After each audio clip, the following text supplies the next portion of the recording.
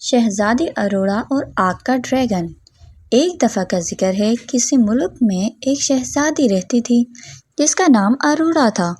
شہزادی کے بال دھوپ کی چمک جیسے سنہرے تھے اور لوگ کہتے تھے کہ اس کے بالوں میں سورج کی روشنی کا جادو ہے۔ ملک کے آس پاس ایک کہانی مشہور تھی کہ ایک آگ کا ڈریگن ہے جس کا نام لاگنس تھا۔ وہ ایک لڑکی کو ڈھونڈ رہا ہے جس کے بال روشن اور سنہری ہوں۔ لوگوں کو یہ کہانی ایک افسانہ لگتی تھی، مگر ایک رات جب چاند کی روشنی چمک رہی تھی، لاگنس ڈریگن نے ملک پر حملہ کر دیا۔ اس نے دیکھا شہزادی اروڑا اپنے باغ میں ٹہل رہی تھی۔ ڈریگن نے پلک جھپکنے سے پہلے ہی شہزادی اروڑا کو اپنے پنجوں میں اٹھا لیا اور انہیں دور پراسرار پہاڑوں میں لے گیا۔ یہ پہاڑ کالے جادو اور پرانے رازوں کے نام سے مشہور تھا۔ جیسے ہی شہزادی نے اپنی آنکھیں کھولیں، وہ ایک بڑی سی غار میں تھی۔ اس کے سامنے لاگنس ڈریگن کھڑا اسے دیکھ رہا تھا، مگر اس کا چہرہ اتنا دکھ بھرا تھا کہ شہزادی ڈرنے کے بجائے حیران ہو گئی۔ شہزادی اروڑا نے ڈریگن سے پوچھا، تم نے مجھے کیوں اٹھایا اور مجھے یہاں کیوں لائے ہو؟ ڈریگن نے کہا، مجھے تمہاری مدد چاہیے۔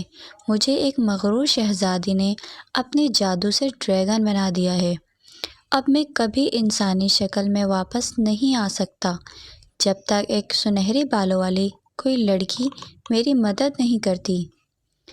اروڑا شہزادی سمجھ گئی کہ ڈریگن اصل میں ایک معصوم انسان تھا جو ایک پرانے جادو کے اثر میں تھا۔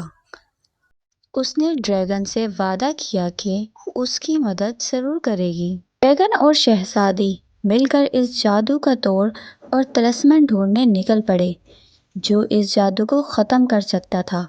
اس سفر میں انہیں بہت مشکلات کا سامنا کرنا پڑا۔